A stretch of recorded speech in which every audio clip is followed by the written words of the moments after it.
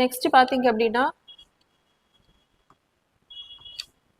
ரூபாய் 386 கோடியில் பசுமை இழுவை படகு வஉசி துறைமுகம் வந்து ஒப்பந்தம். ஸோ தூத்துக்குடியில் இருக்கக்கூடிய அந்த வஉசி சிதம்பரனார் துறைமுக ஆணையம் பார்த்தீங்க அப்படின்னா 386 கோடி அளவில் KM EW நிறுவனத்துடன் இணைந்து பசுமை இழுவை படகு வந்து மாற்ற திட்டத்தை வந்து செயல்படுத்த இருக்காங்க.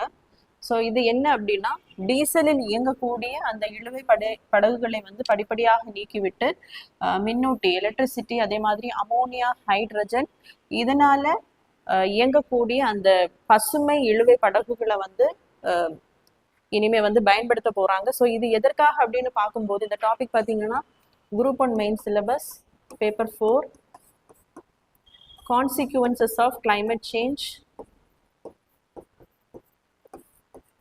consequences of climate change and its mitigation measures ல வந்து கவர் ஆகும். and its mitigation measures.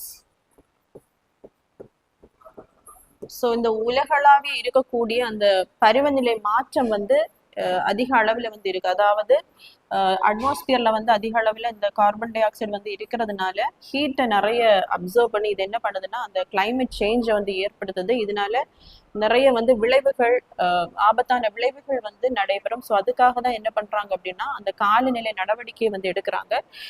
இதுல பாத்தீங்க அப்படின்னா பிரதமர் மோடி நம்மளுடைய பிரதம அமைச்சர் மோடி அவர்கள் நாட்டின் படிம எரிபொருள் அல்லாத எரிசக்தி திறனை 500 ஜிகாவாட்டாக அதிகரிக்க வேண்டும். அப்படின்னா படிம எரிபொருள்னு சொல்லும்போது இந்த கோல் பெட்ரோலியம் இதெல்லாம் யூஸ் பண்ணி என்ன பண்ணுவாங்கன்னா எலக்ட்ரிசிட்டி ப்ரொடியூஸ் பண்ணுவாங்க. ப்ரொடியூஸ் பண்ணும்போது அதிக அளவில் வந்து வெளியேறக்கூடிய அந்த கார்பன் டை ஆக்சைடு அட்மாஸ்பியர்ல இருந்து என்ன பண்ணும் அப்படின்னா ஹீட்டை நிறைய அப்சர்வ் பண்ணி தீங்கு விளைவிக்கும். ஸோ அது அந்த படிம எரிபொருள் அல்லாத அதை குறைச்சிட்டு ரினியூவபிள் எனர்ஜி ரிசோர்சஸ் அப்படின்னு சொல்லும்போது solar energy, so wind energy எப்பவுமே நமக்கு கிடைக்கக்கூடிய அந்த ரிசோர்சஸை யூஸ் பண்ணி என்ன பண்ணோம் அப்படின்னா எரிசக்தி திறனை 500 ஜிகாவாட்டாக அதிகரிக்க வேண்டும். எந்த ஆண்டுக்குள்ள அப்படின்னு பார்க்கும்போது 2030 ஆண்டுக்குள்ள இதை வந்து இம்ப்ளிமெண்ட் பண்ணணும் அப்படின்னு நடவடிக்கை எடுத்திருப்பாங்க.